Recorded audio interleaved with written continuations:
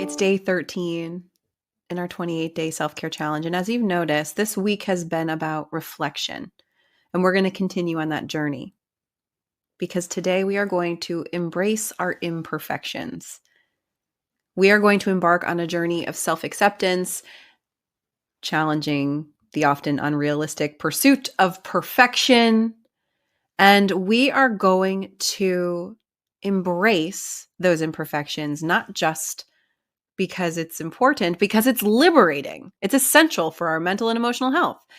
It is self-care. Self-care isn't just about washing your face and feeling beautiful because you put some lotion on. It's about shifting our perspective from criticism to acceptance, from shame to authenticity, and from feeling good inside so we can feel good all over. So let's understand the myth of perfection. The quest for perfection is like chasing a mirage. It's an unattainable ideal that can lead to feelings of inadequacy and disappointment. We all know this. We felt this. Embracing our imperfections, on the other hand, is about recognizing and accepting our humanity and our flaws, everything about us that makes us unique and beautiful. Brené Brown, a renowned researcher on vulnerability and shame, highlights the importance of embracing our imperfections in all of her work. Her research reveals that acknowledging and accepting our flaws can lead to more authentic lives and deeper connections with others.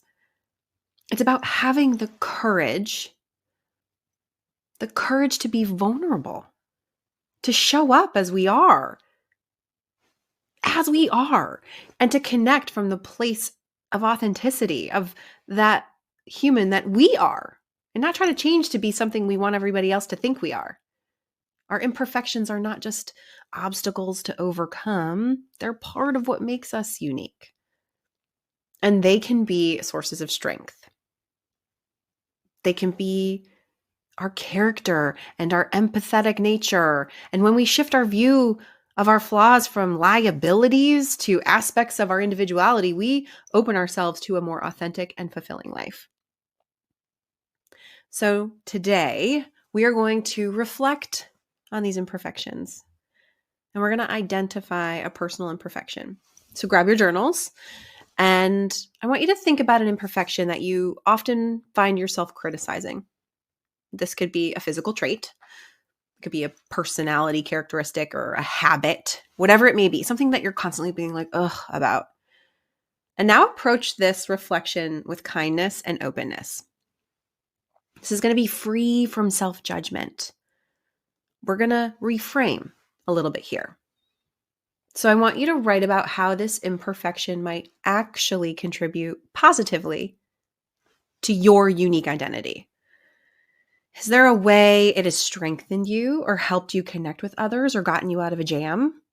Consider the possibility that what you perceive as a flaw may actually be an asset in certain contexts or relationships. You know, something that you think that's negative, other people might be like, that's interesting, or that's really helpful. So if you feel comfortable and want to take this a step further, you can share this reflection with a trusted friend or family member. Because discussing our vulnerabilities can deepen our connections and help us see our so-called imperfections in a new light. So I want to give you an example of finding strength in sensitivity, okay? So if you're someone who feels self-conscious about being highly emotional, right here, reflect on how this trait allows for deep empathy. Your emotional sensitivity, while sometimes overwhelming, my sister always calls me dramatic, may also make you an exceptionally understanding and caring individual. I'm an excellent friend. I really am. I'm going to say that about myself. So consider how this characteristic has played a role in your relationships and how it adds depth into your interactions. Yeah, I might feel more than most and I may be a little dramatic per my sister, but I'm also very caring to others. So embracing that imperfection is a powerful step toward my self-acceptance and authenticity.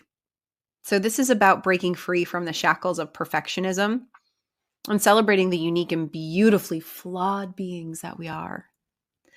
So today we are honoring our imperfections, not as weaknesses, but as integral parts of our extraordinary lives. Now, listen, this doesn't mean that we don't want to change certain habits of ours. If there's an unhealthy habit that we're doing that is detrimental to our lives and our health and our longevity, well, of course we want to break that habit. That's not what we're talking about here. We're talking about that sensitivity or things that might be perceived as a characteristic flaw, right? You know the difference between what's truly unhealthy for you versus something that you just maybe aren't loving about yourself. So let's look at these imperfections and see how we can reframe them. And if you do feel comfortable sharing them with a friend, I really advise that, because it's almost really cathartic to just allow yourself to open up to another person in that way. So this is a big one, another great one. And these are all self-care moments because you are going inward. It's not just about putting on the fancy lotion, although that's lovely, right? It's about going inside and feeling who you are and loving who you are and starting to really appreciate who you are. That's self-care too. So we'll see you tomorrow for the next lesson.